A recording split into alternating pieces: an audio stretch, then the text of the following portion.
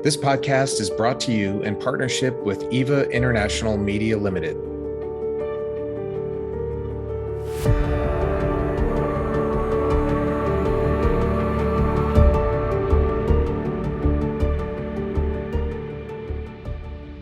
Hello and welcome to Down to Earth with Terry Virts, where we talk about what matters down here on planet Earth.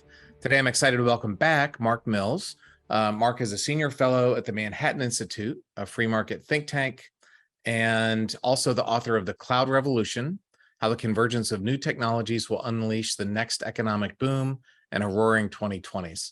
Mark is also a faculty fellow with Northwestern University School of Engineering and a partner in Montrose Lane, an energy software investment fund. So Mark, welcome back to the show. Great to be back, Terry. Thanks for having me. It's good. Thanks for coming on kind of at last minute. There's been so many things happening. I've been scrambling to get some guests. I had Max Boot on this past week's podcast. We had a great talk about Russia, and and he's the man. So and you're the man for a lot of other topics that I really want to talk about. So let's dive into it. I want to talk CHIP Act, Ukraine, China, dependence, space. There's a lot of stuff. A lot of stuff going on. The driver. Oh God, I don't know where to start. I want to talk about everything. So in our last show, in our last show, we talked about kind of my thesis for energy policy in general is we need to make sure we don't become entirely dependent on China the way we were almost entirely dependent on the Middle East for decades. Right. That didn't work out well for us. And I think being dependent on China is going to work out much, much, much worse. Yep. You had, I think better than anybody that I've ever heard, you explained why we are dependent on China when it comes to batteries and solar and wind in particular. And that seems to be, that's where everybody wants to go, right? Yeah. So can you kind of remind us of why there's such a dependency there? Yeah, it's a good time to think about dependency since as we speak, the CHIPS Act hasn't passed officially. Okay. I have no idea if it's going to get deep sixed. If I were guessing, I'll guess it'll pass. But we'll see. But it's motivated by dependency issues, right? It's not motivated by Congress wasn't excited to make sure Intel was more profitable, or right? Samsung or whoever builds chip fabs, as you know, they're called fabs, right? And fabrication plants. So it's a security issue, a supply chain issue, and it's actually a little sad because in what I've read, they don't really get that part right. So good on them. We'll wait to see how the bill's details look. I'm not enthusiastic about it particularly because it's a form of industrial policy. Right. I'm not a huge fan of industrial policy. Well, it's not only policy; it's subsidy. Well, it's industrial policy writ large in a sense of the government is deciding what industries matter. Right. We allocate money and give it to specific companies to build things. Okay. That's sort of classic industrial policy, as opposed to the philosophy of industrial policy is we want industry. What's the best way to encourage any industry, whether it's lithium batteries, semiconductor fabs, lasers, next generation biopharmaceuticals. I mean, how do we encourage those industries to flourish in America? That's industrial policy, but it's when we use words industrial policy in the lexicon of the policy wonkish debate, think tanks, right? And the policy world, it means the government is more closely aligned with picking winners and losers, right? More like you do in wartime footing, and of course all these congressmen use wartime incentives, wartime language, right? They don't. We're not in a hot war, thank God, but they use warlike language. And in fact, what the Defense Production Act gets invoked as it has under this president. The last president did it for vaccines and related medical issues. That was obviously a pandemic as a crisis that's immediate. You can see why you didn't invoke the Defense Production Act. The CHIPS situation, our semiconductor industry, is a long time in building the mess we have. It's a long time to unwind it. So it's not a crisis in the same sense. Okay, but let's fast forward to 2023, and China has just invaded Taiwan, and so Yeah. Chips are used in these things, right? Chips are used in what we're doing now, invisible in the cloud. Chips are everywhere. But Yeah. they're everywhere. They're not only in Everywhere. these things. My Yeah. refrigerator, obviously Yeah. cars, we all know about, right? And so where are Cars, chips made? airplanes, fighter They're planes. they're any right. Yeah, Javelin missiles, which we can't replenish now because the chip supply to build the Javelins is backlogged and it's Asian. So where are chips made? So I would argue we're getting to the point where that is kind of a crisis, but Taiwan, right, is a big one. South Korea. America. Yeah, we make a lot of chips. But we went from making 70% to 17% or some number like that. Right. And I would say this is my diagnosis of how we got to where we are is largely, not entirely, largely the result of policies that are generally hostile to capital formation and in industrial sectors. Building the manufacturing plants of any kind is very capital intensive, requires lots of regulatory permissions and permits. Takes a long time. If you encounter delays, the risk of encountering delays is cripplingly expensive. If you're building something that costs billions of dollars and you think you can build the facility in 2 years, but it takes you 4, it more than doubles the cost in many cases. It can triple the cost because the cost of capital and other issues. So if you see those risks, which have escalated in America in the last 30 to 40 years, you might choose to build whatever the factory is that's expensive elsewhere where they don't have those impediments, which is essentially what's happened. Not because they're smarter or better. They're smart and they're good, but they're friendly to rapid construction of capital intensive industrial projects, which is what semiconductor manufacturing is. So that we put ourselves in this mess, and this CHIPS Act does nothing to fix that.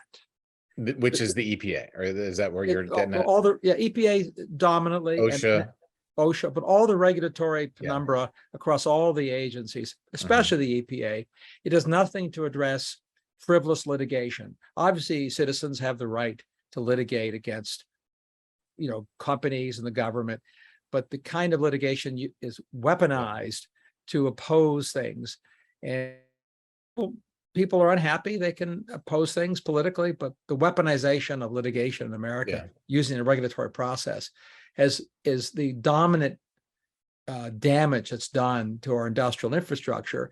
And it's like the third rail. No one wants to touch that because if you're a politician, you're accused of being anti-environment. You don't care about the environment. You want to run roughshod, which is just silly. Right. Well, in the aviation industry, lawyers killed our general aviation industry, like Cessna and Piper and Beech. They just didn't make airplanes for several decades until Congress passed a law limiting liability. I think it was to 18 years or something like that. And now you can buy those airplanes again. But my neighbor just bought a 1962 Beech and they're renovated. It's a beautiful airplane. It goes 200 miles. It's a great airplane, but I just flew it this week. But it killed the aviation industry. So, excuse me. So the problem is labor costs are cheaper overseas, but at the end of the day, Americans are productive. We could make this happen, but for our regulatory environment. I think the labor cost issue is not nothing, obviously, but the skills matter more, and the skill shortages are the dominant issue for most industries where skills are required, and businesses pay up for skills. It's true. Cheaper labor matters if skills are the same, but if all things were equal, if you could build a $5 billion fab in America as fast as you could build one in South Korea, and you might make the decision one way or the other based on the available labor and cost of labor, right? But the overwhelming factor will be the risk of taking too long to build it or never getting it done and putting all the capital in place. So I think their heart is in the right place, so to speak. And it's kind of ironic that it's bipartisan. We got both parties to vote for it. And in fact, the legislation started under the Trump administration, which is even more ironic. If you want the ultimate bipartisan bill, this is a Trump-Biden bill. Nobody wants to say that. I just did, but it is, because it was Trump's people who wanted to do this as Trump did, and Biden wants to do it for the same reasons. Right. So apparently there are some things we can agree on. Well, bringing chip manufacturing back to America, I'm not a Republican or a Democrat, but that sounds like a pretty good idea to me. But what does it do? Is it just government handouts? Is it tax credits? Is it cheap loan guarantees? How is that enticing Intel to spend 40 or 50 billion or whatever they're going to spend here in Texas, I think? Well, if I understand, and I haven't read the 1,000 pages, so, and I doubt you're only on page 700 now. You gotta maybe page 7. Yeah. I'm hunting for summaries where somebody's painfully had to read the whole thing. There are some surprises buried in there, and 1,000 pages are some very unpleasant surprises. A few I've heard about, but which is not surprising. The surprises are not surprising for Congress. Right. That's what they do. They bury not just pork, but favored programs and legislate things that we didn't agree to. Right. But if I understand it correctly, it's a straight out grant up to several $billions to offset capital costs so it's not loan guarantees. I don't think. I think straight money, and some restrictions can't be has to be U.S. owned plant, but I think foreign nationals, I hope it's the case, I think it is the case, can build the plants except for China. But there are no real protections against China being 1 degree of separation. Could be an investor in some entity in Europe or somewhere else in Asia that invested in the plant. So you could argue that the risks of delay in America's regulatory system, you could offset that by guarantee me a few $billions. So yeah, and so I get that, but the problem is, as you know, all manufacturing plants involve a lot more than just the manufacturing plant. They involve the skilled labor. So the act does have something on subsidies for training, which is good. And then you have the one that doesn't talk about, which is the penumbra of the supply chain of materials, silicon, and machines.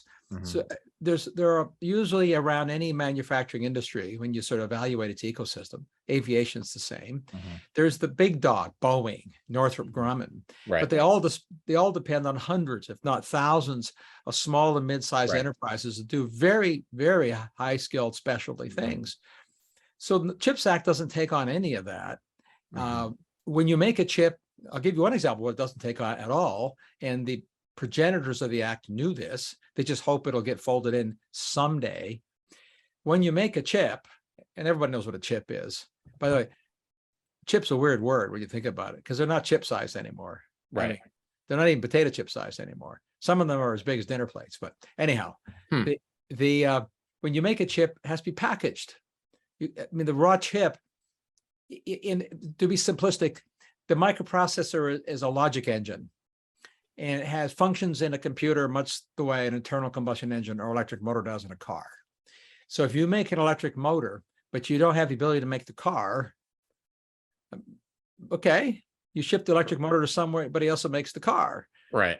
Those are the packagers. So chip packagers finish putting it into a package that is the finished engine that can then be plugged into a computer that may also be assembled elsewhere. But making the engine's IP, just like it is for rocket engine IP, as you know, we abandoned that for the longest time, and thank goodness for SpaceX and Blue Horizon. Not to denigrate Lockheed and Boeing's engines, but we're using Russian engines for a long time. Engine IP matters. 20 years, 30 years, it's been forever, for decades. Engine IP matters. Russian engines have launched all of our spy satellites that are telling Ukraine where to aim their HIMARS. This is the free market irony. That's where so that's a perfect segue, right?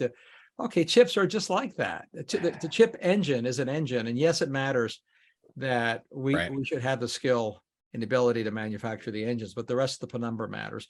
This legislation doesn't affect that, and it's not clear to me it will stimulate some resurgence of that.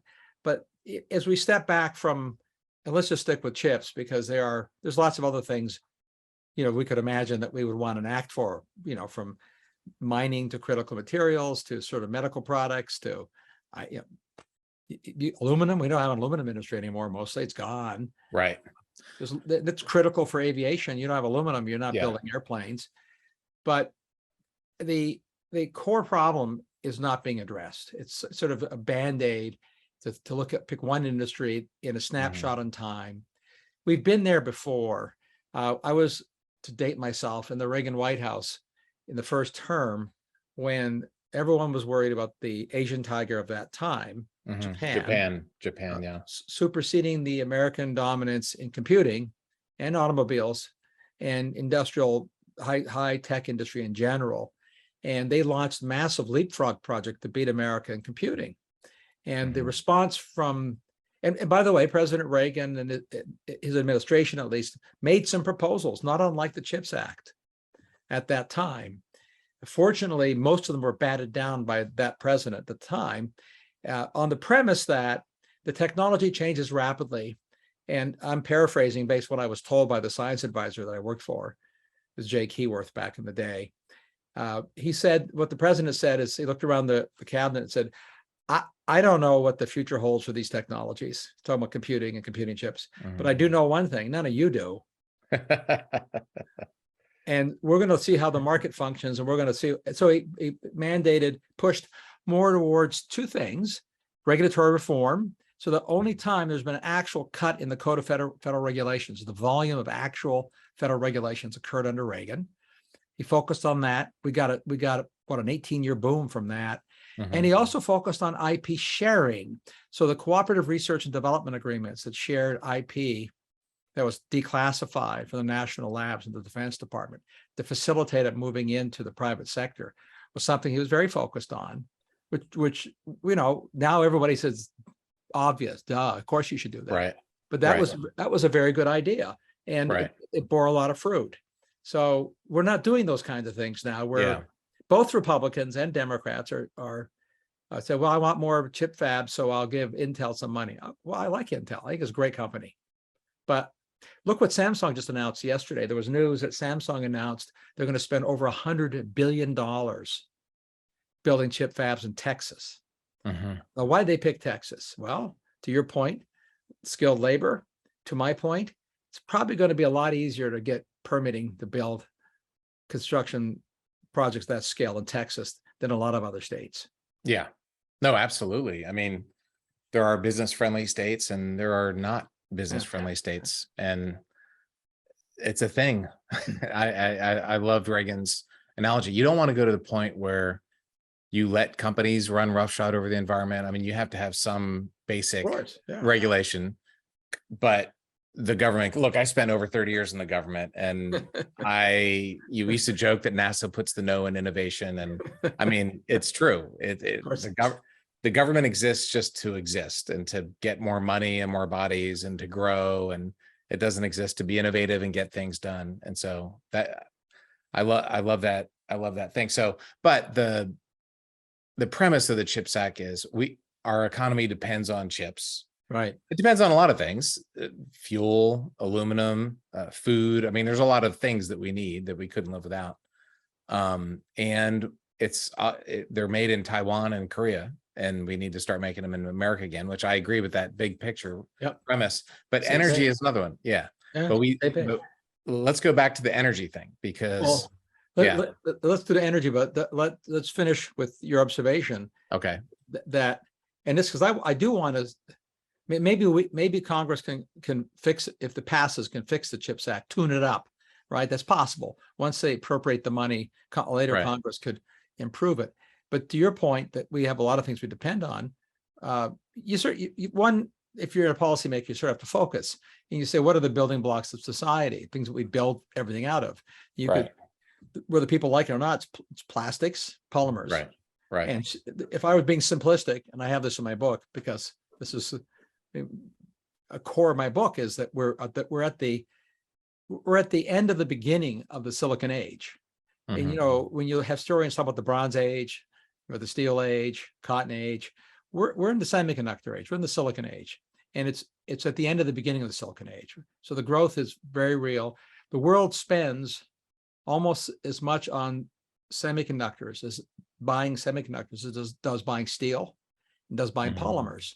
And that is really, I mean, we're talking $800 billion and change a year spending in each of those three domains is inputs to build other things. Right. And so it's a big industry that's important. So no question that matters. Dependencies are not good. So here we are in the energy world, and we're going to promote in this next act, the bill that looks like it's going to get passed, is a lot more subsidies for wind and solar and electric cars. No. You know, who is that a subsidy for? I mean, China mostly. It's a subsidy for China, right? Yeah. We're about to pass hundreds of billions of dollars to send to China. Yeah.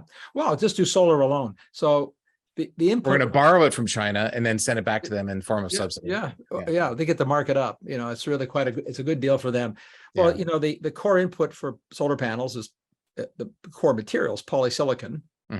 Polysilicon is extremely energy intensive to make. They make it inexpensively on coal-fired grids, which we sort of banned here. Their electricity is 2/3 coal-fired. Right. They produce very cheap electricity. The polysilicon dominance of China it's almost 90%, certainly between 85 and 90% of all the world's solar power polysilicon is made by Chinese firms. And where is it mined? Is it mined in Africa and Indonesia and processed in China? So polysilicon is a very interesting material. And again, I'm promoting my book again. I wrote a little bit about the history of this polysilicon and semiconductor grade silicon, because it's a fascinating story, but you make it from sand, special gauge of sand with lots of energy. So you can turn silica into silicon in a very expensive process to make single crystal grade, highly refined semiconductor grade silicon. So what really matters is the cost of electricity. It's utterly dominated by, the production of it is dominated not by the raw materials, but the cost of electricity, which inversely is dominated by the raw materials used to make the electricity. And so you could in effect say that Chinese and Australian coal, less Australian coal, more Indonesian and Chinese coal, but Chinese coal is used to make American solar panels. That's not an exaggeration. It's exactly what's going on. And they get to mark up the value of their coal by virtue of the value added of making it into really high grade product called polysilicon and solar modules. Right. Same is true for battery chemicals. So most of the mining for the batteries that are produced around the world are done places other than the United States. Some of it's done in China. Majority of it's done in Africa and South America, but all over the world, not here.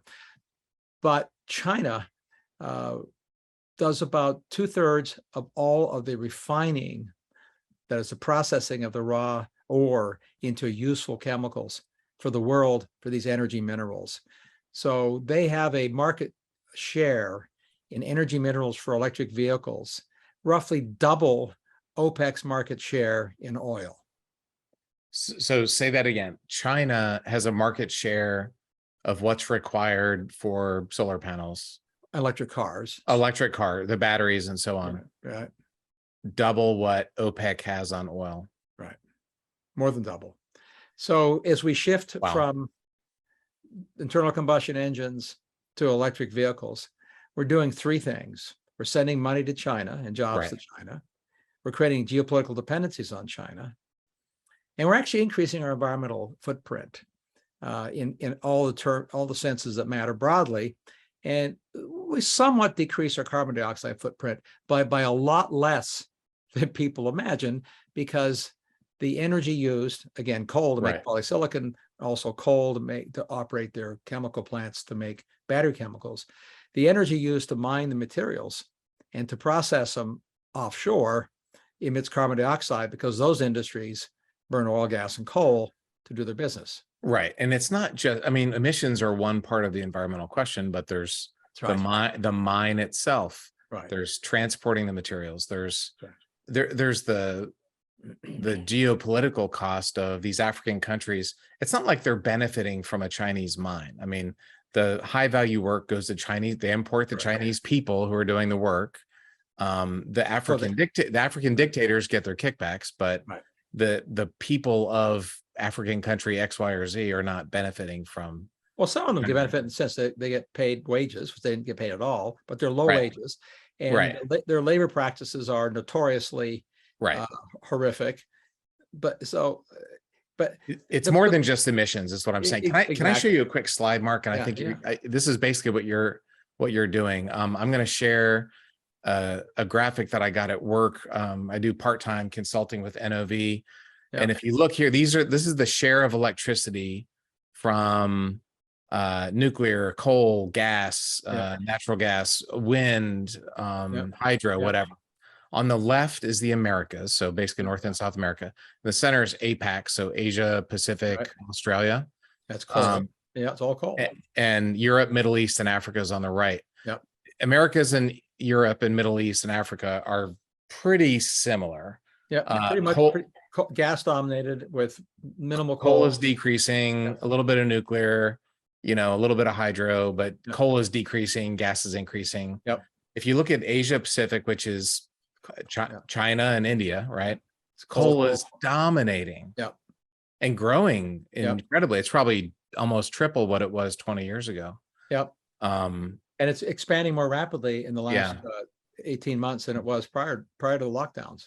Right. And so when you think about climate change and trying to reduce emissions, this isn't a percentage, this is absolute. I know. Right. And so Asia and Pacific are just probably more than all of Americas and Europe, Middle East, Africa combined. Well, you look at your data, just look at coal, and you would say that the reduction in emissions in the two shoulder domains, Europe and America, have been totally wiped out by a couple of years growth, just a couple of years growth in coal consumption in the Asia Pacific region. 100%. So I think we need to be, I'm going to stop sharing here. I think we need to be smarter about what we spend money on.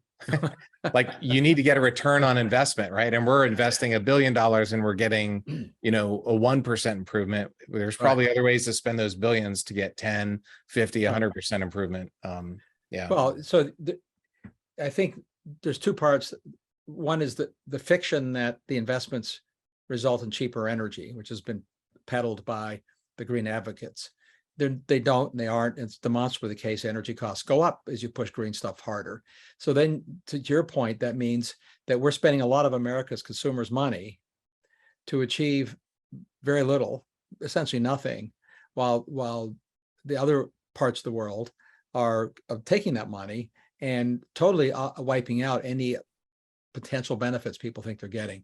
It's a competitive disadvantage. They're getting cheaper energy and we're getting more expensive energy. Exactly. Their emissions, their emissions are way offsetting the small emission gains that we had. In fact, this is not a complicated calculation. Even if you took on face value the administration's claim that their plan they would reach their goal of cutting US emissions by 50% by 2040 or 2050, whatever the number is. Globally, that would represent something like 1.5 or 2 percentage point decline in global emissions by that point. And the cost to do that will be in trillions of dollars. So trillions of dollars will be taken out of the US economy to produce the same output as in terms of electricity or energy. Well, you said taken out of the economy. Like, people say your shuttle flight costs $1 billion. Why didn't get into space, open the payload bay doors, and then shoot $1 billion bills out into space? The money, it was spent here mostly in America. And so there is some return on investment, right? Even if it's yes, but redistribution, I guess. First of all, yes, of course, but setting aside how much money leaves America versus how much is here. So the high value jobs are not here. And the purchase of the raw materials and the refined materials are exports. So first, at a high level of abstraction, if you just waved a wand and replaced oil and gas industry, oil and gas output, which is entirely domestic for an exporter, with wind solar batteries, then what you would do is you would eliminate a domestic industry that generates roughly $300 billion a year in revenue and employs people at very high wages. Right. And you'd replace it not with $300 billion a year of imports, but something on the order of double that. So you would have to import $600 billion worth of stuff a year to eliminate $300 billion worth of productive creation of capital in America. So it's $1 trillion annual inversion of the economy of the country. So so yes, there's money, but it's like your home budget where I'm telling you, okay, it's still a car, but I'm going to charge you $12 a gallon for the gasoline. Somebody's going to get the money and they'll do something useful with it in the U.S. economy. If that whatever it's money. So the $12 goes to the person who sold the gasoline, who made the gasoline, but you just lost $12. You're not paying $2. So your personal wealth went down. So that's the dynamic that we're in play with the oil, the gas, the green shift. But there's a more important point, and it's a fundamental economic point, and it can be stated very simply. The definition of productivity, always and everywhere, is to get the same output or more with lower inputs. The inputs are dollars, labor, and materials. Okay. The output could be a mile of driving. It could be a pound of silicon. A Big Mac. Yeah. It could be a Big Mac, whatever it is, whatever the output is. So let's just use electricity. I need an electron. I don't care. The economy, the markets use electricity the same way. Machines, motors work the same way, where the electrons are made by gerbils and treadmills. Or solar panels. Or we should pay by the electron. Kilowatt hour is a bad unit. I think we should pay per electron. That's my proposal. Or at least by Larry Larson. I agree. So what happens is, as you make the cost of electricity higher, you get the same economic utility from electricity at higher cost. You've destroyed the economy. You're going productivity, productivity goes down because your cost of inputs go up, and you're spending more to get the same output, the same product, the same service. That's what. So it's saying, oh yeah, I get more solar jobs. The point, in a perfect world, you know the old joke about the pilot and the dog. You could adapt that for the energy industry. A perfect energy industry would have not thousands and millions of people working in it. They'd have one guy and a dog, and the dog would be to keep the guy away from the automated equipment producing all the energy that's so cheap. Yes, there are people who are always involved, but you want fewer and fewer people doing these things. So to talk about a very similar thing. So we're giving Asia a competitive advantage because they're getting cheaper and cheaper energy, and we're getting more and more expensive energy. You look at the Russia-Ukraine situation, and we put sanctions on, and everybody's up in arms. Europe's spending $1 billion a day on Russian oil and blah, blah, blah. So let's sanction. Not a drop of Russian oil. America stopped buying Russian oil. Europe stopped buying Russian oil. So I think it was 500,000 barrels a day, roughly, plus or minus. We're going to Europe, very few to the US, and they stopped it. Well, the same number of barrels a day are now going to China and India. Yes. And they're buying it at a 20% discount. Correct. So what we have done through sanctions is give China and India a competitive advantage over us. Cheap oil. While Russia they're getting record revenue because the price of gas is the price of gas and the price of crude oil. And it's insane. If I could tweak the sanctions, and I'm not an expert in sanctions, I'm just a fighter pilot, but I think we need to set up sanctions in a way that we lower the price of oil as much as possible. Every time we lower the price of oil by $1, that's $1 less that Vladimir Putin gets. The best way to hurt Putin isn't to do this thing that makes us feel good. It would be to actually lower the price. Amen. That's what I think. Well, you're right. So I calculated a while ago, if we look at the decade period of the ascendancy of the U.S. Shale fields of oil and gas production. The 2000s, Right. And basically from 2005 to 15. 05 to 15, That period, when it was clear that the U.S. would begin exporting oil again, exporting gas, before the first barrels or the first ships left, the price of both oil and gas went down. The futures market drove the prices down because the traders and the world knew that oversupply was coming. And if you calculated the effect of that on, forget the U.S., just the global economy, we American producers saved the world trillions of dollars, or put differently, we by overproducing oil in the shale fields, took trillions of dollars out of the pockets of Russia and OPEC nations. And Saudi, They know it. Yeah. So now so you're absolutely right. The cheapest, the best way to reduce the money flows to people who produce oil and gas, who aren't our friends, is to make oil and gas cheap. Right. By the way, the situation with sanctions is actually worse than you think. How so? The Russian oil is sold at a discount into India, is blended in India's refineries and goes as diesel fuel to Europe, and it's sold at a premium there. So the Indians are thrilled because they're making huge markups on diesel because the diesel fuel prices are up, and Saudi Arabia's purchase of Russian oil have doubled. Think about what I just said. Saudi Arabia is buying Russian oil. Now, why would they do that? Well, they get it at a discount. And then that frees up oil for them to sell to America or anywhere else in the world at the prevailing market prices. So they get the spread. If I were a conspiracy theorist, and I would bet you that those barrels don't even land physically in Saudi Arabia. These are paper transactions that benefit the Saudis to the billions of dollars. Putin is still selling oil, so his discount of $20 a barrel off a price that's double what it was before the invasion is, well, that's not double, but Putin's making $80 a barrel, which is keeping him moving. Right, he's actually his net revenues at the moment are now higher than they were pre-Ukraine. It was $60 before, now he's making $80. Yeah, right. Even though production is down and exports are down 20%, you can't. It's very hard to sanction this stuff. Molecules, the oil's needed, the molecules are fungible, and you can't trace them. That's the bottom line. If you could do a DNA scan on these barrels of oil that we're getting, there's probably a lot of Russian citizen dinosaurs in the barrels. There are. And the problem is, once they're made into gasoline or diesel fuel or aviation fuel, it's blended. You can't tell. I mean, I get the sense that the sanction instincts, but they've already fallen apart. Not only are Europeans paying in rubles, as Putin demanded for a lot of their natural gas, they can't afford to sanction. And in fact, the world can't. Here a factoid that you probably know, but I'll say it anyway. We have a lot of people saying this is like energy shock, gas with the $5 a gallon, gasoline, and oil, peaked at 120 and came back down below 100. It's not an energy shock. We've had two energy shocks. Energy shock was when the amount of oil taken out of market for political reasons causes the oil prices to go up by, say, 200% or 400% overnight, which is what happened in 73. In the 70s, what happened in 79. Yeah.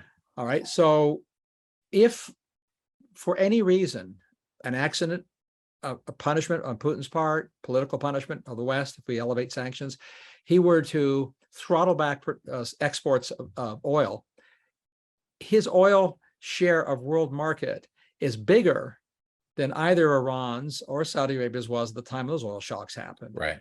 And he can also throttle back gas, which weren't part of those shocks.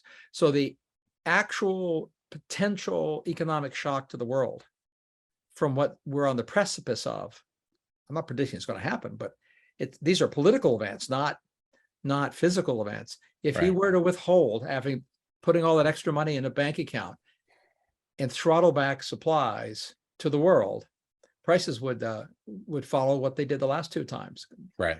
200, 300%. Even JP Morgan put out a $380 a barrel forecast for a Russian sanction against the world. The world, yeah, I saw that. Yeah.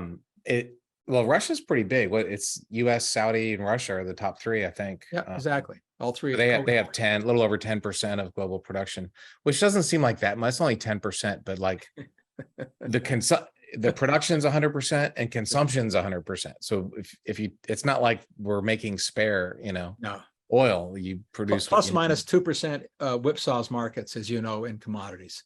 Yeah. Right. So this is a very serious thing, but I just think our focus needs to be reducing oil prices to hurt Russia. And to help America's businesses and consumers. And to help the West, exactly. Yeah. But I think the one sanction that I think there's sanctions that are, look, sanctions are not going to make Putin leave Ukraine. There's other things that would, but not sanctions. But it's still going to hurt. It's still going to hurt Russia. I think the one sanction we should be doing is on their arms export industry. I think any country that buys Russian arms should be sanctioned somehow. We could argue about the details. not allowing Russia to export arms would really, that would hurt, I think. It's probably their second biggest industry, much smaller. I mean, in an absolute sense, since something on the order of 2/3 of all their export revenues, maybe 70%, are oil and gas and coal. The second biggest is our arms, but you're talking about, let's say, I don't know what the number is, but I'm guessing it's probably 10% of their export revenues, which is a lot, but you're not touching the big kahuna. And the problem is you can't touch the big kahuna. But if you're doing it, one is doing it to send a message. I agree with you. The best because not only message, you're hurting their arms industry. Well, you are, and that's the one you want to hurt. Yeah, absolutely. And it doesn't hurt us. In fact, it helps us. Yes. In fact, Lockheed and Alenia and Thales I agree. I think that'd be the most logical sanction, and also morally symmetrical. Yeah. It would hurt the correct industries, help American industries. I agree 100%. So these are the kinds of feckless, shoot from the hip, sanctions that politicians often do. And they had to know, they had to be told in Europe, never mind our administration. That I don't want to pick on Biden. It seems everybody's picking on. Well, all right, let's talk about Biden. Well, gas prices shot up. I did a podcast 6 months ago about why gas prices are going up. Joe Biden, Keystone Pipeline, the Republicans are just hammering him. Yeah. And then prices have been coming down a lot. I just saw $3.30 driving to the podcast. Yeah. I don't hear Republicans thanking Joe Biden for getting the price of gas down. So does the president have a lever? Can he go, I hate America, I want the price of gas up, or I love America, is that how that works? Does the president change the price of gas? No, obviously not, as you know. Yeah. But I think first he deserves some of the blame, and I agree. But he doesn't deserve all. I mean, gasoline prices are again a consequence of what we're talking about, the CHIPS Act. The ability to expand refining in the United States is constrained by EPA and environmental regulations. So our surge capacity in refining began to be degraded over the last 2 decades, and especially in the last decade. It began under the Obama administration. The Trump administration was unsuccessful in stopping this, which is paying refiners to convert their refinery capacity from making, say, diesel fuel and gasoline to making biofuels. Biodiesel, yeah. Okay. If you're a refiner and someone's going to pay you money to do something, you'll do it. So what happened is we took offline by paying refiners. I don't remember the exact numbers, between 1 and 2 million barrels per day of capacity to make gasoline and diesel fuel. Right. And that's exactly the kind of numbers you need, is sort of to balance markets when you have short supplies, to avoid high prices. So this was something that the Biden administration accelerated. As soon as they were in power, they put it back in full play. Refiners, you're paying the money, they're going to do it, or you pass a law, you enforce it in some other regulatory fashion. And you also make it clear to the industry that you are hostile to their expansion, which they have made, except for saying you should, you make it clear to the board of directors, and you make it clear to the board of directors in Wall Street, who are the ones who are going to invest in them in the future. Exactly. So why would you? Pretend it's your money, and you're going to put capital to risk in an environment you're told that I'm going to punish you if you put the capital to risk, punish your stock price if it's ESG, punish you personally if. Okay, I'll just wait. You can't fight the Fed. Right. So a lot of that's going on. Some of it is not his fault, in the sense it's the government's fault. The lockdowns, very little has to do with Ukraine, by the way. We're already at $100 a barrel before Ukrainian invasion. Right. The last year it was on its way up. So we got a little rebound from COVID too. Gas was at a historical low. Gas was too cheap, I think. I mean, it was really cheap. You have to be able to make money. Look, the truth is the lockdowns, as a matter of government policy, did huge damage to the workforce and supply chains, which will take years to recover from. And some of that, you can't blame Biden or Trump. You can blame it on the circumstances of whoever thought lockdowns were a good idea. Yeah. But those were extraordinarily destructive. So those are exogenous events that are difficult to recover from. But they happen contemporaneous with other things that are equally destructive. So it's the classic, overused phrase of perfect storm. You have 3 things come together: hostile outlook for the industry, regulations that were passed largely by Democrats, but Republicans participated in encouraging the supply chains to, back off of producing gasoline and diesel fuel. Right. And then you get the lockdowns, you put them all together, and we get the mess we're in. Your point earlier, if you want cheaper gasoline, you would suspend a whole set of regulations under emergency authorization, Right.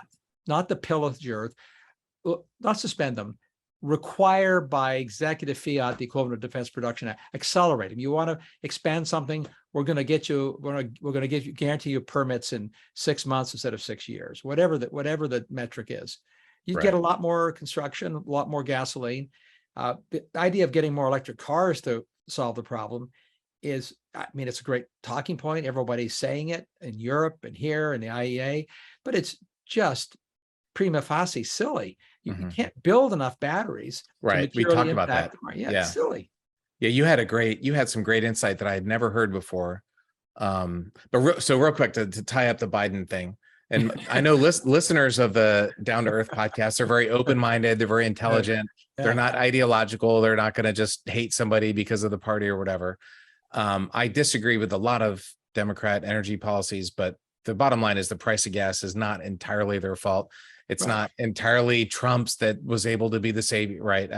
They're market forces. It's supply and demand, and that's dominant. But governments can damage both. So to give you two specific examples, under Obama and continued under Biden, the destruction of the Keystone Pipeline is a valid talking point in the sense that is precisely the oil that the refiners need. Yeah, there's a lot of oil, and that would have had a lot of surge capacity coming to the refiners in That in was stupid. It was a terrible idea. Yeah. So the flip side was when I talked to people building pipelines, and they're facing enormous delays, constant delays. When Trump was elected, and the Republican Congress and Trump, one can go back and check the data. A whole slew of pipelines got finished quickly. They met the environmental regulations. They didn't novate any environmental regulations, but they got done. And a lot more got planned and built because they could get permits quickly. So that accelerated it. Now, would they have accelerated if there was no demand for oil and gas? Well, obviously not. The market, the dynamic matters, to your point. But governments can essentially do two things. They can damage stuff or stop damaging stuff. I'm being slightly facetious, but that's essentially what we see going on. So you have to stop the beatings, and you'll get a lot more of what you want. And if you keep beating industries up, then they'll produce less. They'll go elsewhere. They'll mine copper in Chile.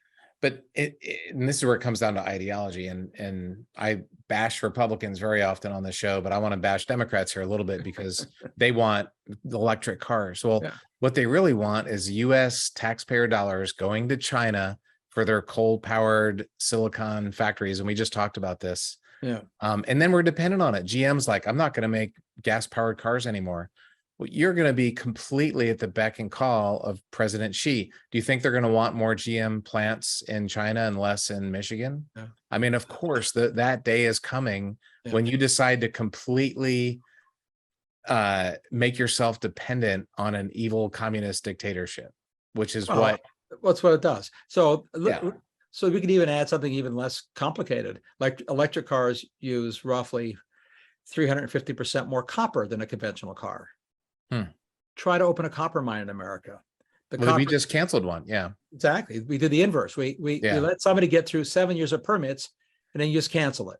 So why would you try that again? Meanwhile, the biggest copper mine in the world, two of the three biggest, are in Chile. The new Chilean president is a self-avowed socialist who has said he plans to crack down on the mining companies in Chile. Nationalize, So the plans to expand those copper mines have been reined in. So you want more electric cars here, but we're not going to make the copper to build them. Now I'll give the CHIPS Act writers credit for this. Apparently what they've written into it is a provision that the extended tax credit only applies to batteries that source their materials. I think the number is initially 40% of the materials for the batteries have to come from America or countries we have free trade agreements with, escalating in 2026 to 70% of the materials from America or countries we have free trade agreements That's with. Good. That's good. But it's good, except here's the problem. But this is not a problem. That's a good thing. nobody's going to qualify. That doesn't exist. Yeah. Doesn't exist, and it won't exist in 2 years or 3 years. It won't exist in 10 years. It won't exist in 20 years because no one's building them. So what that means, this is the good news. Those billions and billions of wasted dollars for EV credits, they won't get spent. Right. So if you think you're going to get a credit, almost no vehicle will meet it unless they wrote it in such a way that very clever lawyers find the loopholes that allow you to do the equivalent of, oh, I don't know, refine it in China, transport it to a free trade country, and then buff the box. I'm being facetious, but do something de minimis to it and then ship it to America. You mean like blending crude that comes from Russia? Well, there you go. Through, or like blending yeah. cobalt that comes from child labor in Congo and Right. goes through Chinese refineries and goes into our batteries. So what you would do is some Yeah. post-processing of a minimal amount in the U.S. Virgin Islands, and then leave it on, put it back on a ship and bring it here. Right. I think when we talked before, I think I just got solar panels on my house, Yeah. and Chinese solar panels. I asked this, I know where they're from. I asked the salesman, where are they from? The first guy's like, oh, they're from Mississippi. And I'm like, oh, really? And then another guy came out, where are they from? Oh, they're from Alabama. I'm like, really? And they're assembled there, right? Like they get the solar panels and they put them in the box there. So there is some of the value add, some percentage of that is here. But as you mentioned, 90%, some very large percentage happens elsewhere. Yeah. And it's the same thing with all of these things. So we just need to be smart and non-ideological, just intelligent and discerning about this energy policy. It's important. It makes the world run or not run. No,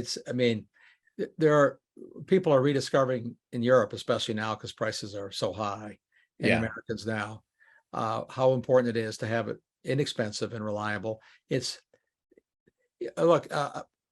probably in many respects the least interesting subject for most people, because what you want energy to be is essentially always available whenever I need it and essentially free, but so inexpensive I don't think about it. Right. And that allows you to have more money, which is true at the society level, broadly speaking, for entertainment, healthcare, education, all the things that we really care about, and the environment. Protecting the environment costs money. Right. When you double or triple the cost of energy and make it less reliable, then the money is taken away from all those other goods. Right. And this is where we are. So I feel, the reason I've spent so much time on these issues, even though I like computers and robots emotionally better, that's a subject matter, and spaceships and nuclear power plants, is that it's so foundationally important, so deeply immoral and offensive to impoverish people when necessary. Does this mean that there shouldn't be more EVs in the world and there'll be more solar panels? Of course, they're useful. There'll be more of them. There'll be far more in the future. But the idea that we're going to transition away from where the world gets 84% of its energy, which is what we are today, down a whole two percentage points in 20 years. That's it. Right. After trillions of spending. Right. Even the most wildly optimistic and silly forecast from the IEA, the International Energy Agency, in the 2050, their most optimistic forecast, which I think physically can't happen because we aren't mining the materials. Right. Even that one has the world using roughly the same amount of hydrocarbons in 2040 or 2050 as it used in the year 2000. So the question you would ask yourself is, where's it going to come from? Right. Russia and OPEC?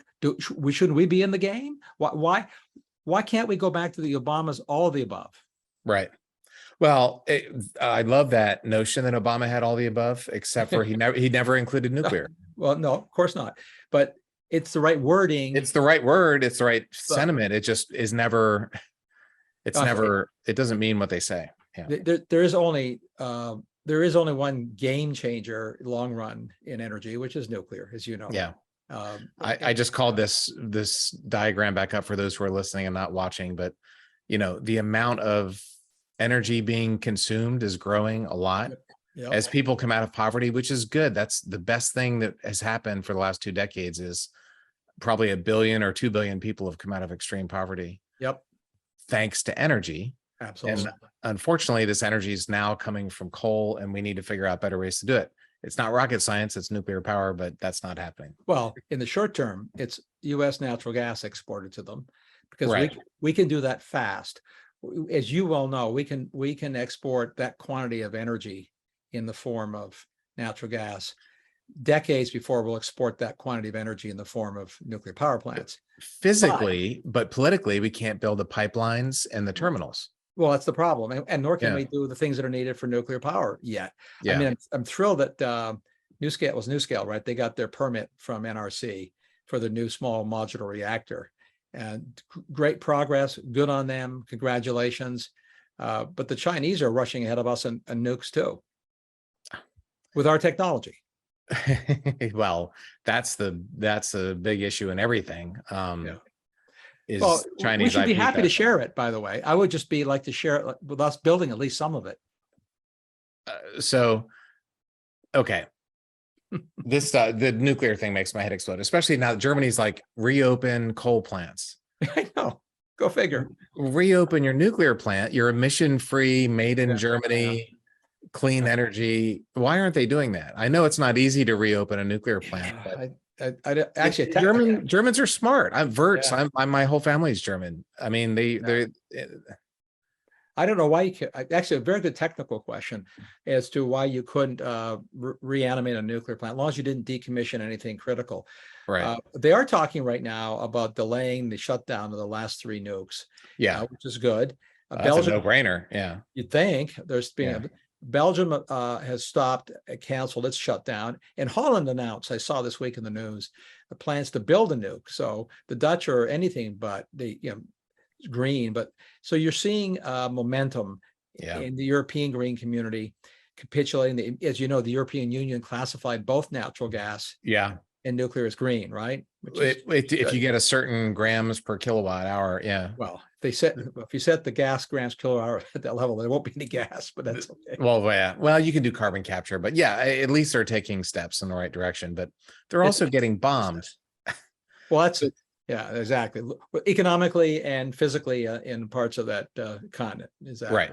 So let's talk about that. We've been talking about energy. I'd like to talk about Ukraine and just get your thoughts on that. It's something that I think about a lot. Like I said, I just had Max Boot on this podcast, one of the world's experts. Max is a great guy. I know him. He's a really good analyst, smart guy. He is if you have a chance, subscribe. He has got books out. He's got some great op-eds he does for the Post. And so what do you think about Ukraine and that? Can Russia win? Can Ukraine win? What should we be doing? I'd like to talk about Ukraine for a little bit. Yeah. Bottom line is I don't see, obviously the risk is all that everybody's talked about, is the risk that it spills across the borders and we end up with a NATO conflict, which I don't think anybody wants, including Putin. Right. But that's the risk, because it's a nuclear state, and Russian tanks may not be so good, but their nuclear missiles are pretty good. Right. And they make pretty good aircraft, as you know better than I do. A hot war with Russia as a nuclear state with NATO would be a really bad thing. So you hope it doesn't do that. Everybody is aware of staying away from that precipice. So it's a bit like the Cuban Missile Crisis combined with the Arab oil embargo simultaneously. It's right. Tough. But I just don't see any way Ukraine can prevail. I mean, if I were betting today, I would say there's the 2 obvious outcomes. One is a protracted Afghanistan type of situation, same as Russia. And I'm not talking about ours, which was very similar to the Russians, but when Russia was in Afghanistan and we funded the Mujahideen, we get a decade of that, and then Russia maybe decides to leave because it's not worth it. The attrition. Putin leaves. Putin's not going to last forever. Yeah, but people I know who are smarter about Russia than I am say all the people in succession to power are equally evil. Evil and equally dogmatic and equally expansionistic as he, and maybe more so. So, you might go from the frying pan into the fire kind of thing. Right. So, but that's one possibility that's very real, because we keep sending weapons and that material and intel, share the intel, and everybody does the kabuki dance, which we did during when Russia was fighting us in a proxy war with the Mujahideen, right? They didn't bomb us, we didn't bomb Russia. Right. We just had the conflict isolate Afghanistan.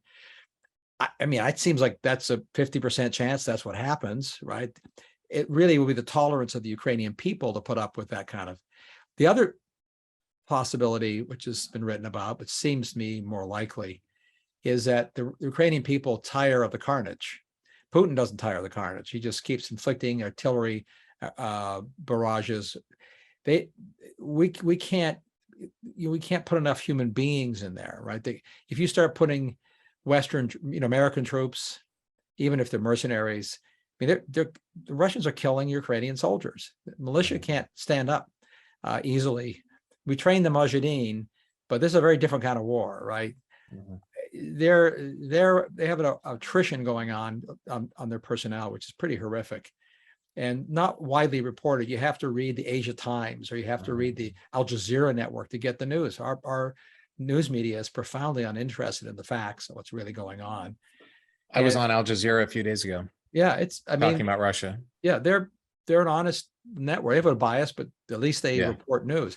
Right. I've been on it as well for similar reasons. But I think that our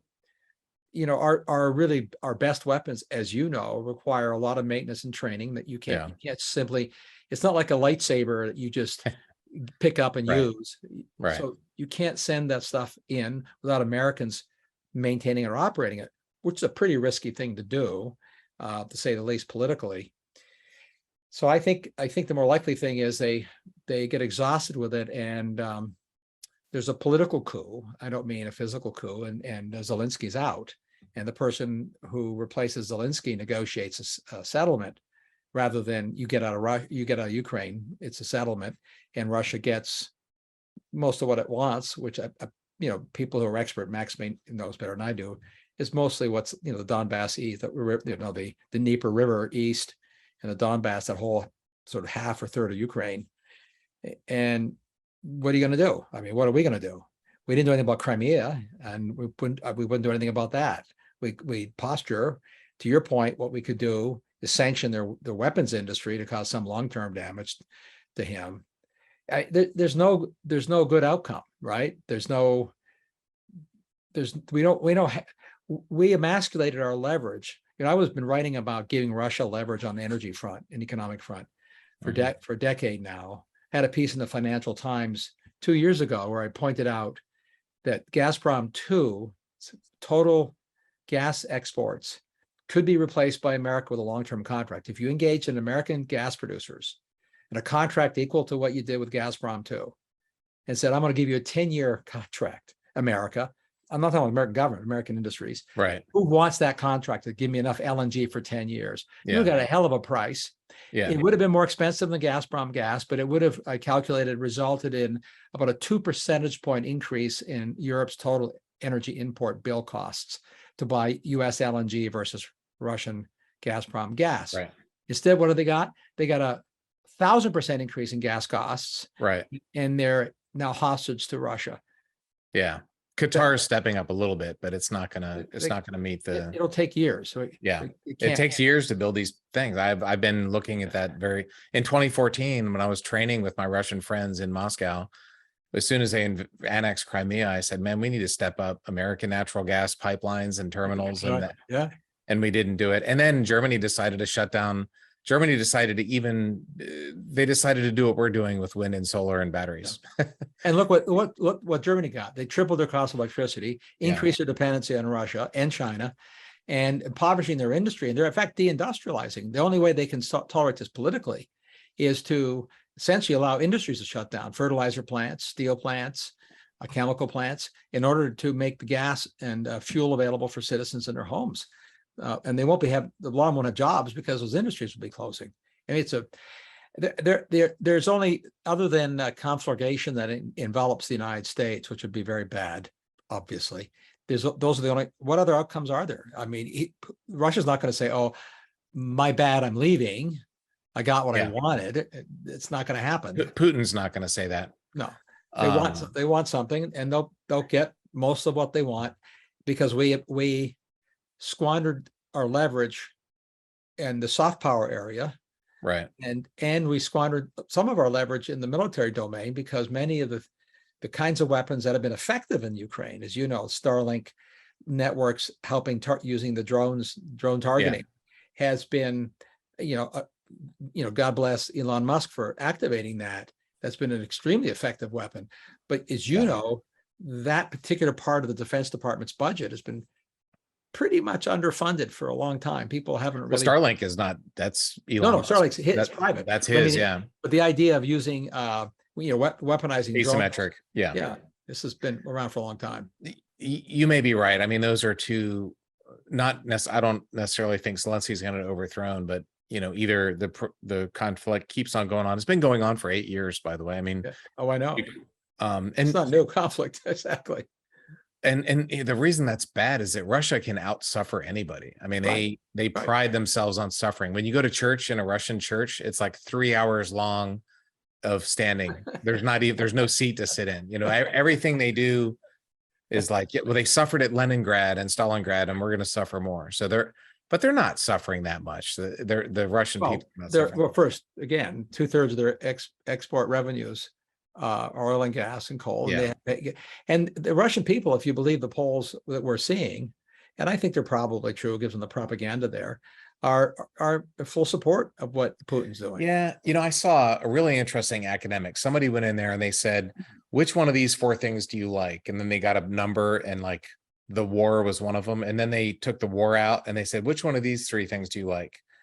And they compared those numbers, and using polling academic techniques, they estimate it's about 15% was the number. So if it says 65% of Russians support the war, the real number is probably 50. Because if you're Russian and some stranger says, do you support Vladimir Putin? You're going to say yes. Of course. Yeah, of course. And then, so polls are very problematic in Russia.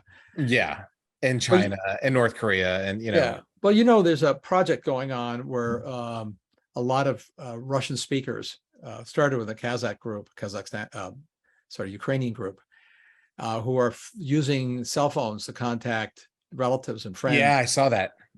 It's an informal way of first. It's like a Radio Free America getting in there, but also you get information back.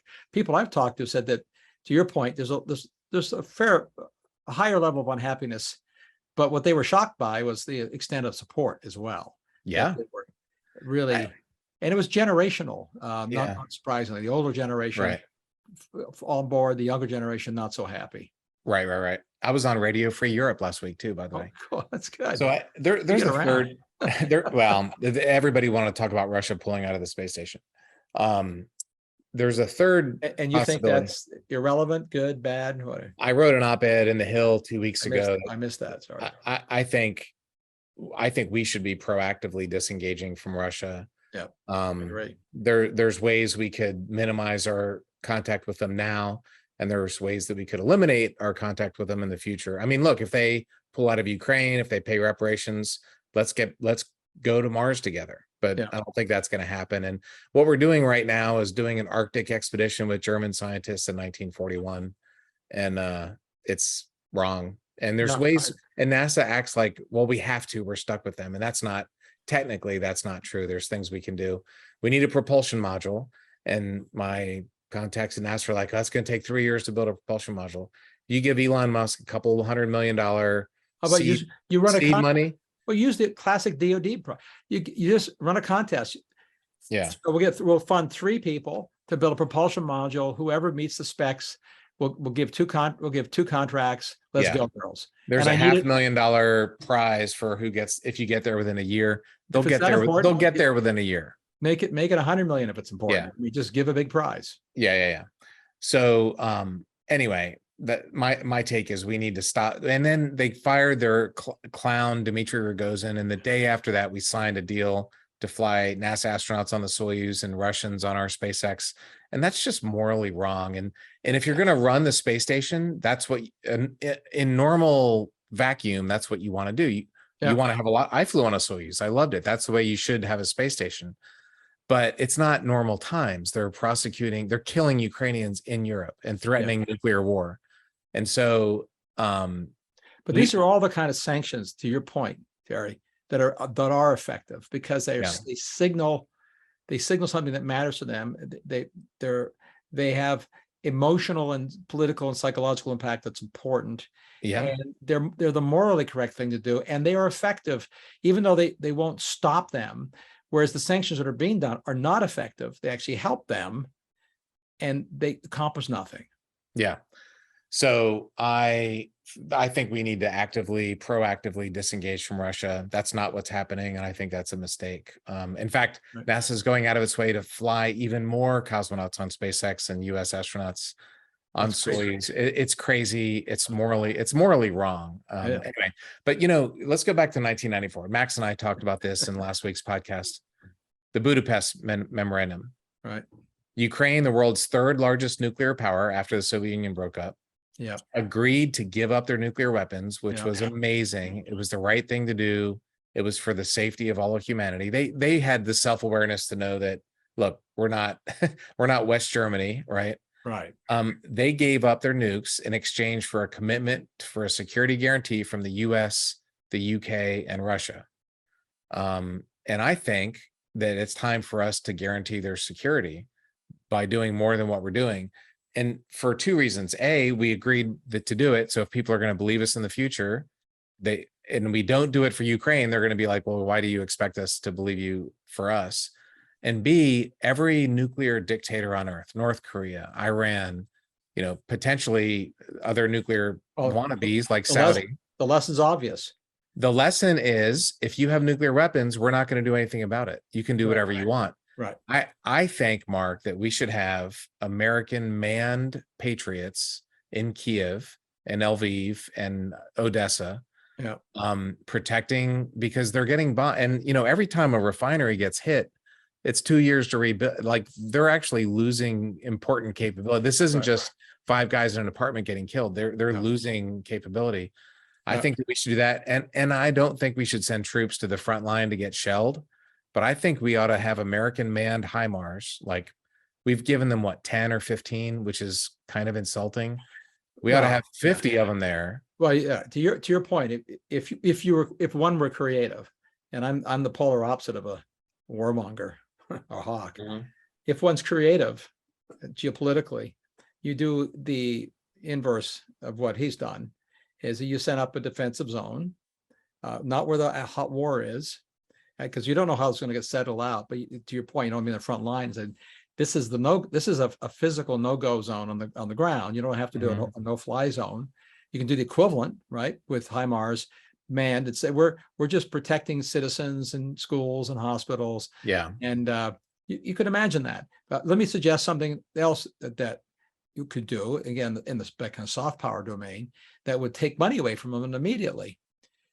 If a U.S. president with the U.S. Congress were to declare that the U.S. is going to double its exports of natural gas and its exports of oil to Europe, and to solidify that with legislation, so it wasn't a rhetoric, not executive action, but a legislative fix to the things that we know that have to be fixed, to say we want to unleash this powerhouse. We're going to facilitate trade agreements between the European entities and any entity with U.S. producers, long run, federally backed, long run. If you do multi-year contracts, these 10, 20-year contracts, Offtake agreements, then the capital, you don't need to spend our money. Capital will flow into those. It's plenty of capital in America, so it costs the government anything. The price of oil and gas, and this would go down in almost overnight. It would, because the forward-looking markets knows what America could do in that field, and it would depress the price of oil and gas promptly, and by a lot. Now, the question you'd have if you're an oil and gas guy is, why would I do that? The ones I know would be all on board with that. They're patriots. They know it's important. They can still make money at the lower prices. But that signal to the world, if an American government said, you're getting your money to kill people, we're going to take your money away. How do you do that? There's only one way to do that, is to replace what he sells. Right. Now, he'll still sell stuff, but he'll sell a lot less at a lot less money. So his exports will go in half at half the price. So you basically take away 3/4 of his money in a matter of months. In future money. I mean, all the future money. This is billions of dollars. This hurt in 2014. I said we should be doing this, and we should have been doing this, but Obama, Democrats hate oil and gas, and Trump, I don't think was much of a strategic thinker. That wasn't Nobody ever accused. Actually, you know what? To be fair, he was in this sense. He got China right with this and Russia right with respect to what he told Germany. He was right about that. It was, but for him, it wasn't strategic. It was just pulled us out of TPP. He undercut, he kneecapped us in our ability to fight China. That was bad.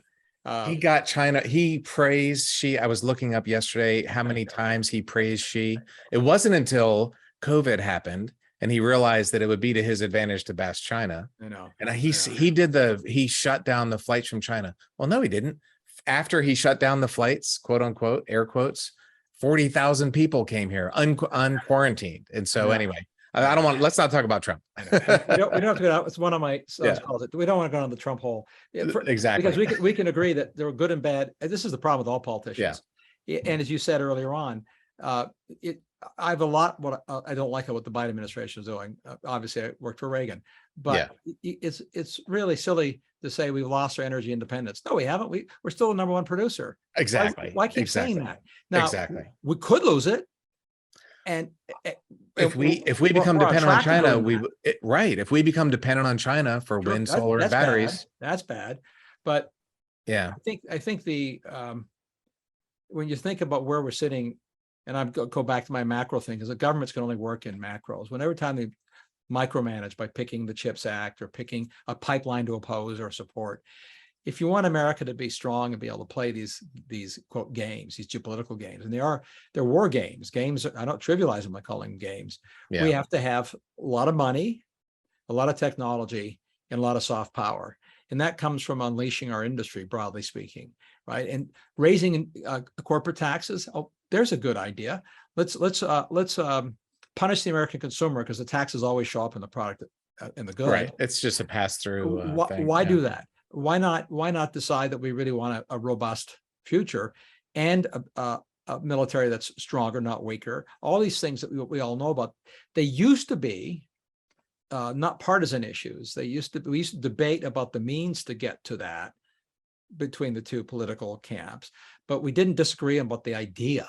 Now we're fighting about the ideas, which is not so good.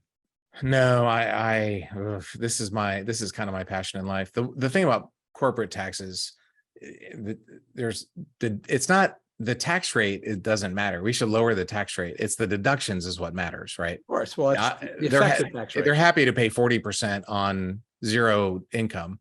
Right. And it's also the offshoring, going to these islands or Ireland or whatever.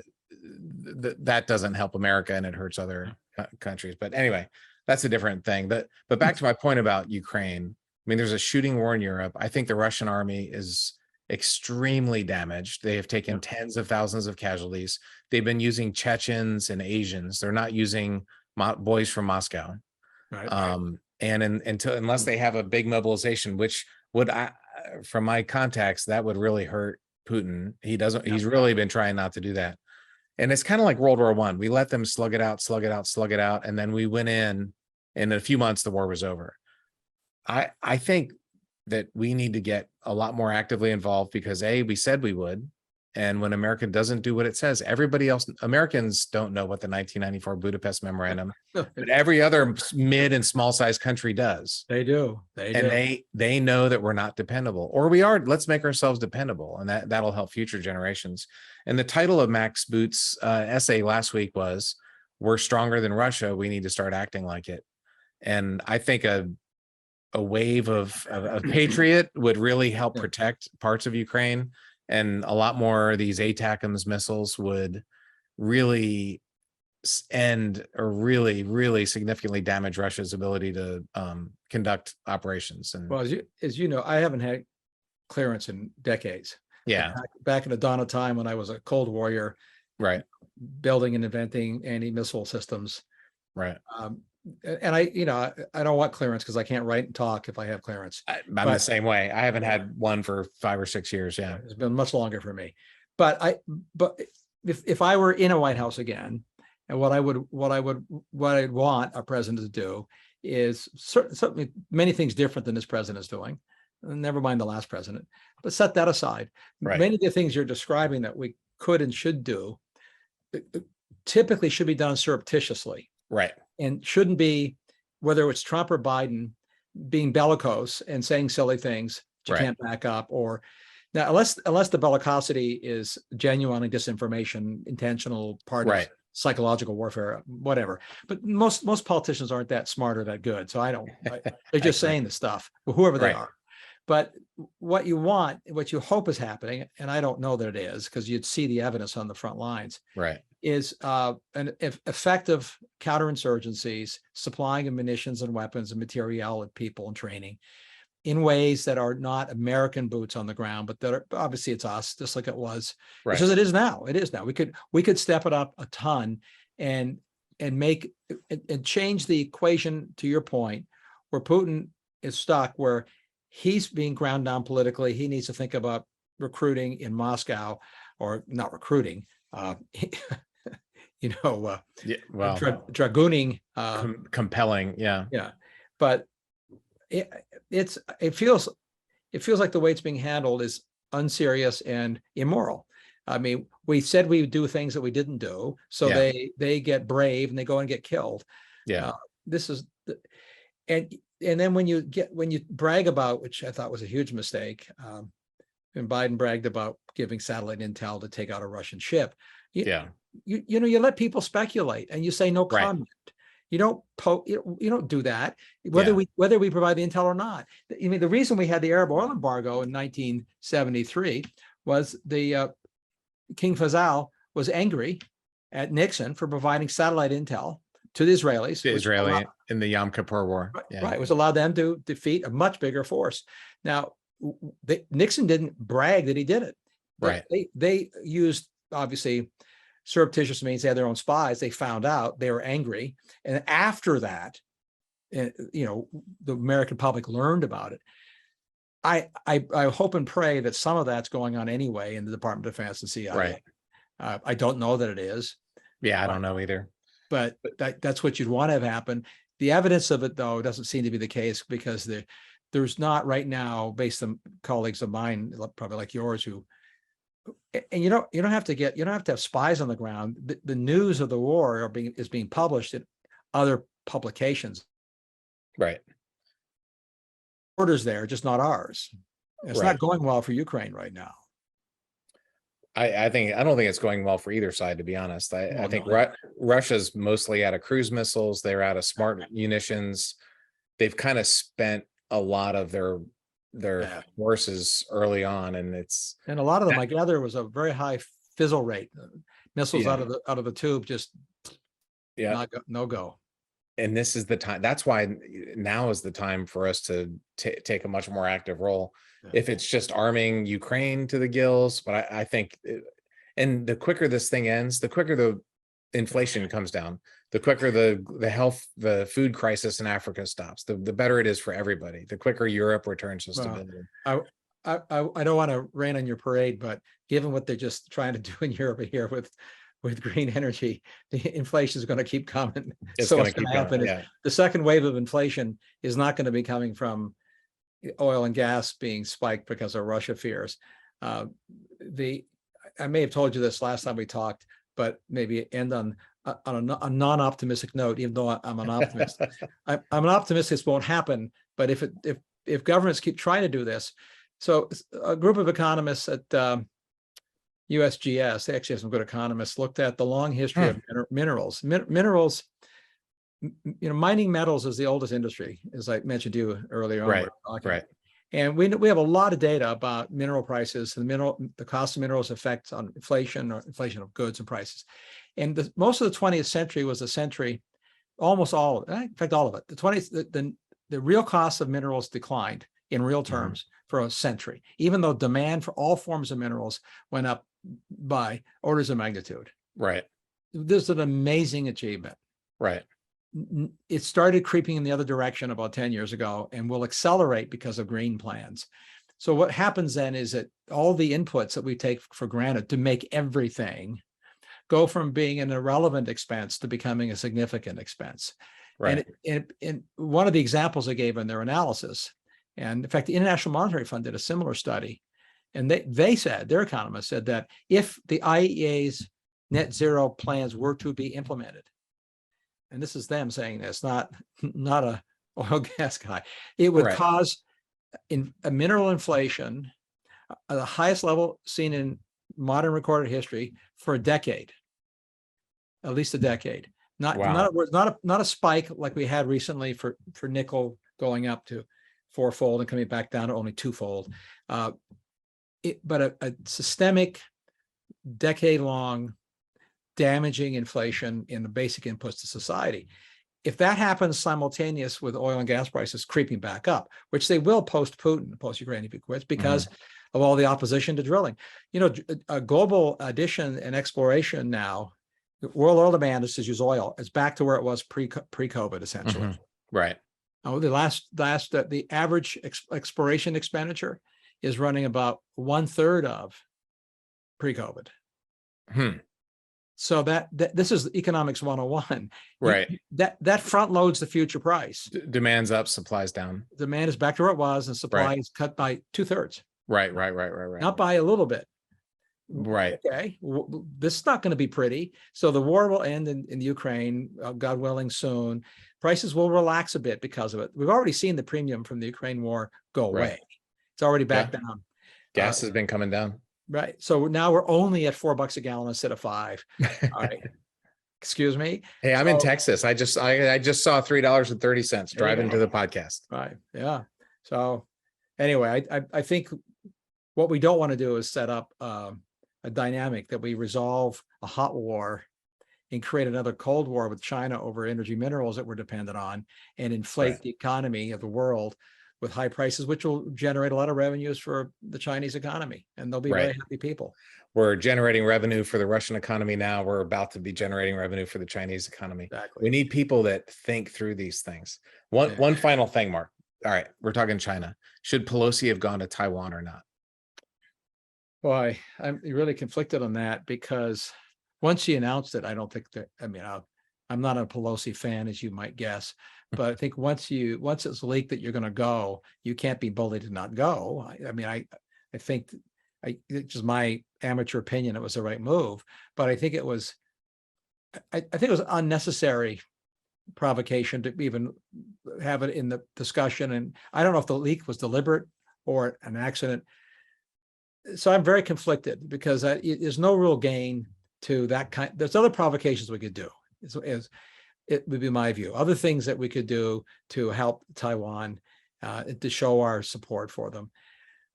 But in the end, I guess everybody's reminded that when Newt Gingrich went, the last time a speaker went was 25 years ago. Newt Gingrich went, and the reaction of the Chinese was the same then. They had less power then, but they were pretty bellicose. Right. And so Pelosi, you could say, well, all right, last speaker went, why should we let the Chinese dictate where we can go? Yeah. Except we signed the agreement that said that there's no embassy in Taiwan. Our embassy for Taiwan is in Beijing. There's a consulate there, and the diplomatic channel to Taiwan is through Beijing. We signed that agreement. So to your point about Ukraine agreement and the 1994 agreement, there's an agreement that we entered into on that. The Chinese look at you agreed. It's what you said you would do. This is how you said you would behave, and then you're violating the agreement. What's an agreement work? Well, I mean, when you I'm not defending the Chinese. I'm just saying that that's the complication, is we signed that agreement. We don't have diplomatic rights except by permission. If Nancy Pelosi goes to France, she's allowed to go somewhere besides just Paris. She can go somewhere besides our embassy in Paris. But that would not be true, as you know, in Russia. It wouldn't be true in there's lots of countries in the world, in Saudi Arabia, where you enter and your diplomatic negotiations are dictated by the rules that you'd agreed to with them, sometime in the past. All I'm saying is that these relationships are just as they are in Ukraine. There's history to what people think they said, and we behave according to that. If we want to break the rule for some reason, and there's a reason behind it, I'm not opposed to that. That was then. This is now. The world's getting reset. You China are doing the following things. You've novated what we agreed to by Right. virtue of your behavior here. So Right. Putin has novated his rights in many respects by what he's done, but I'm not China sure. took over Hong Kong. That counts for something. I would say if they'd handled it that way, so look, you didn't do what you said with Hong Kong. Yeah. So you've already violated that principle with Hong Right. Kong. So the principle's null and void. Right. But they didn't say that. They didn't say, nobody said anything like that. In fact, you're the first person I've talked to has made that observation that I made as well. Look at Hong Kong. Yeah. Well, China is, anyway, obviously the Ukraine, how we handle that is China's watching how we handle Ukraine is the best way to say it, because they want Taiwan. And I think they're coming to the conclusion that Taiwan's going to only be solved with a military solution. She, like Putin, like every other dictator that installs himself for life, wants to make China great again. You know, Putin's been talking about Peter the Great, and he sees himself as some kind of Peter the Great guy. She sees that, and if he can get Taiwan under his regime, that's what he wants for himself. And I think by saying, hey, we care about Taiwan, it just, I've heard it said that China doesn't have China doesn't have values, they have interests. And you know, to see that we're actually committed to defending Taiwan, and the pain of invading that island would be not worth it. I don't know. Strategic ambiguity is a good thing. It can be a good thing. That's why I'd say, but my first reaction was, why poke it? But once you're in the game, I'm not a fan of Pelosi, but I don't think she had a choice. And I think the signal would have been very bad to the world. And we do have both an interest, like China. We have a very specific interest in Taiwan because TSMC and there is a number of industries which we effectively created by virtue of our technology seeding it and our appetites for their product. It's an impressive company. I was thrilled. What is TSMC? Oh, sorry. The Taiwan Semiconductor Manufacturing Corporation, which is always known by its letters TSMC. It's the world's biggest supplier of high-performance microprocessors, back to the CHIPS Act. How we started this podcast. Exactly. And they're, as it stands now, they are one of the premier producers, manufacturers, maybe the premier producer manufacturer of the best high-performance chips. There are other, Intel and many other chip spaces is equal, but not on the leading edge at the moment. TSMC took the lead. Mm-hmm. It's good news that TSMC has announced, and they did under the Trump administration, and they've re-upped it under the Biden administration, building fabrication plants in America. Mm-hmm. First, it'd be smart on their part to diversify and entangle us with assets on our territory. But to your point, both China and United States have an interest in TSMC. We have a very specific interest because they're an extraordinarily important supplier to the world and to us and to our economy, the Western economies. There's no easy way to replace it. So from a geopolitical perspective, you have a short and long game, as you know. The short game is keep China out of there. And the longer game is make sure we echo and expand that capability elsewhere. We're sitting here making fun of Germany for being dependent on Russian gas. I know. And we are dependent on China. Yes. For batteries, wind and solar, and really chips to a very large extent. Well, many of the low performance chips, which are misnomer, they're really important to operate all kinds of machines, including military machines, are made in China itself. Mm-hmm. Not TSMC, but the Chinese semiconductor company in Korea. Korea. Well, South Korea is a huge. Samsung is the one that announced that big. But no, you're right. I mean, so we are pillaring Germany for that, and they did it because they believed Russia was behaving, and because it was inexpensive and a good economic opportunity. It made sense. What we did with TSMC, it makes sense, but it's a Chinese quasi-protectorate, isn't it? So 1,000%. And they did it also. Their prime ministers.